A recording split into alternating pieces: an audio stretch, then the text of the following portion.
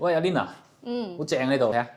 係啊，呢、個景觀睇到我哋嘅網航白石橋，呢、個景觀我講真嘅就值咗2/3嘅價錢啦，我覺得都房價。係啊！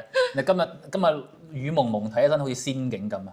係啊，今日業主放咗呢套樓出嚟，我覺得都好驚喜啊，因為佢嘅裝修都係好靚嗰種，你可以睇下嗰啲背景牆。即係落雨都要嚟睇啊！呢啲全部佢自己設計嘅。係係啊，頭先業主話佢哋呢啲，包括呢啲呢一張茶几咧，佢特登去雲浮嗰度，佢去家具城啊，咩羅浮宮都揾唔到呢一種係訂做翻嚟嘅。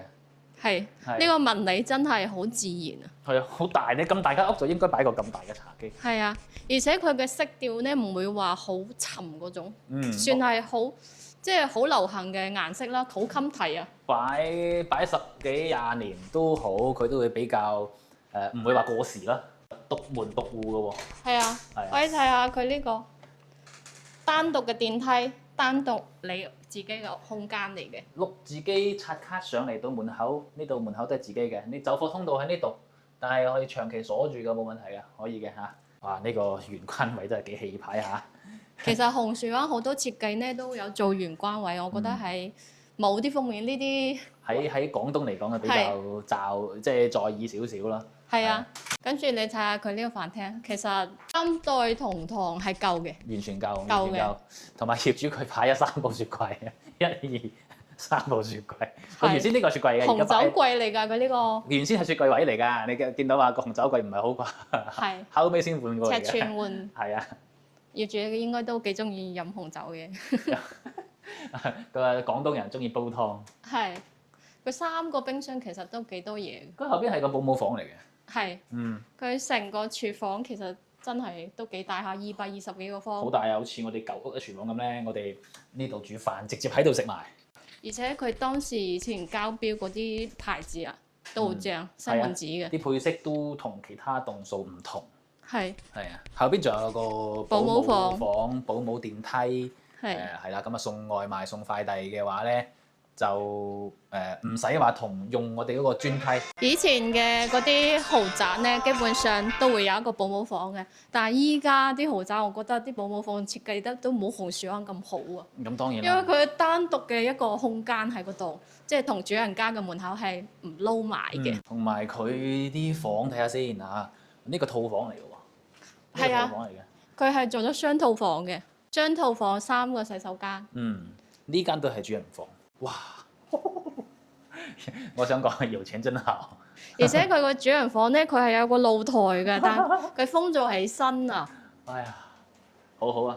成個感覺真係好唔一樣咯，即係當年嘅豪宅，而且佢呢一期咧係佢最後一期嚟嘅，最新正嘅。如果喺呢度擺個浴缸會點？絕對正啦，係咪？之前睇過其他即係同一棟嘅嗰啲其他保養程度啊，都冇呢個業主保養得咁好。佢一手買翻嚟嘅，係啊，都成差唔多。而且你睇下佢放埋呢啲即係話貝藍天啊嗰啲，佢對於重視呢啲保養真係好好。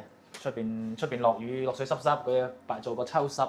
係，你加上哇好，我哋女士嘅專櫃，全部都係睇下我哋女士嘅嗰啲櫃，成排四邊呢度有1、2台，哇！呢套屋嘅面積係220幾㗎。係。係。